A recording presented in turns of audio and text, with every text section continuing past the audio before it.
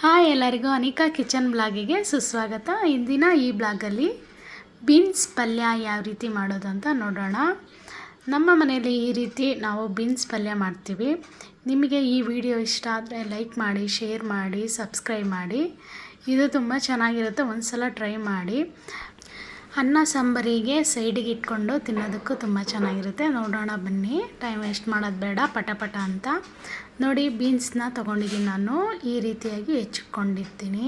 ಮತ್ತು ನಾನು ನೀಟಾಗಿ ಎಲ್ಲದನ್ನ ವಾಶ್ ಮಾಡಿ ಇಟ್ಕೊಂಡಿದ್ದೀನಿ. ಇದನ್ನು ನಾನು ಒಂದು ಕುಕ್ಕರಿಗೆ ಹಾಕ್ಕೊಳ್ತೀನಿ.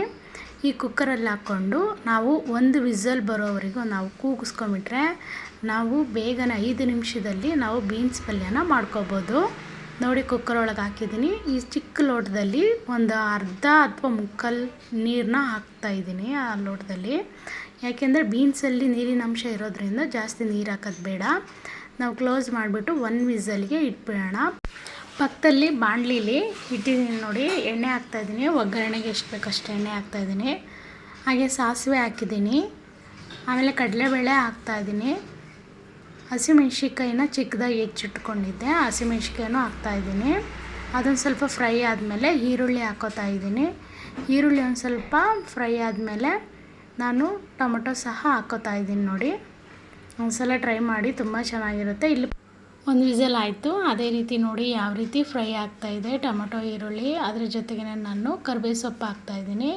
ಹಾಗೆ ಅರಿಶಿನ ಪುಡಿ ಇತ್ತು, ಅರಿಶಿನೂ ಹಾಕ್ತಾಯಿದ್ದೀನಿ. ಅದೇ ರೀತಿ ನಾವು ಸ್ವಲ್ಪ ಉಪ್ಪು ಹಾಕೊಳ್ಳೋಣ, ಏಕೆಂದರೆ ನಾವು ಇಲ್ಲಿ ಬೇಯೋದಕ್ಕೆ ಉಪ್ಪು ಹಾಕಿದ್ದೀವಿ. ನೋಡ್ಕೊಂಡು ಉಪ್ಪು ಹಾಕ್ಕೊಳ್ಳಿ.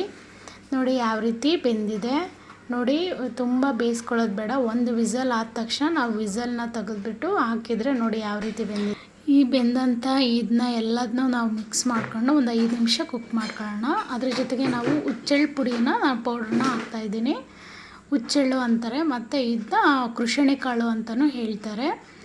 ಇದು 2 ಸ್ಪೂನ್ ಹಾಕಿದ್ದೀನಿ. ಆಮೇಲೆ ಶೇಂಗಾ ಪುಡಿ, ಅಂದರೆ ನಾವು ಕಡಲೆಕಾಳು ಬೀಜದ ಶೇಂಗಾ ಪೌಡ್ರ್ ಮಾಡ್ಕೊಂಡಿದ್ದು ಅದನ್ನೂ ಹಾಕ್ತಾಯಿದ್ದೀನಿ. ನೋಡಿ, ನಾವು ಬೇಯಿಸುವಾಗ ಒಂದು ಸ್ವಲ್ಪ ನೀರಿನ ಅಂಶ ಇರುತ್ತಲ್ವ, ಅದನ್ನ ನಾವು ಸಮೇತ ಹಾಕುವಾಗ ಈ ಹುಚ್ಚೆಳ್ಳು ಪುಡಿ ಮತ್ತು ಕಡಲೆ ಬೀಜದ ಪೌಡ್ರ್ ಹಾಕುವಾಗ ಅದು ಗಟ್ಟಿಯಾಗುತ್ತೆ. ಪಲ್ಯ ತುಂಬ ಚೆನ್ನಾಗಾಗುತ್ತೆ. ಒಂದು ಸಲ ಟ್ರೈ ಮಾಡಿ ನೋಡಿ. ನೋಡಿ ಯಾವ ರೀತಿ ಆಗಿದೆ.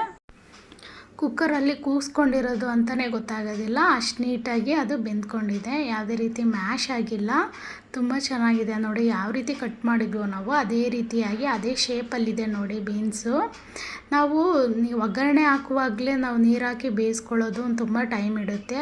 ಈ ರೀತಿಯಾಗಿ ಒಂದು ಸಲ ಟ್ರೈ ಮಾಡಿ. ಕುಕ್ಕರಲ್ಲಿ ಕೂಗಿಸ್ಕೊಂಡ್ಬಿಟ್ಟು ಬೀನ್ಸ್ನ ಒಗ್ಗರಣೆಯಲ್ಲಿ ಮಿಕ್ಸ್ ಮಾಡಿ ಒಂದು ಸಲ.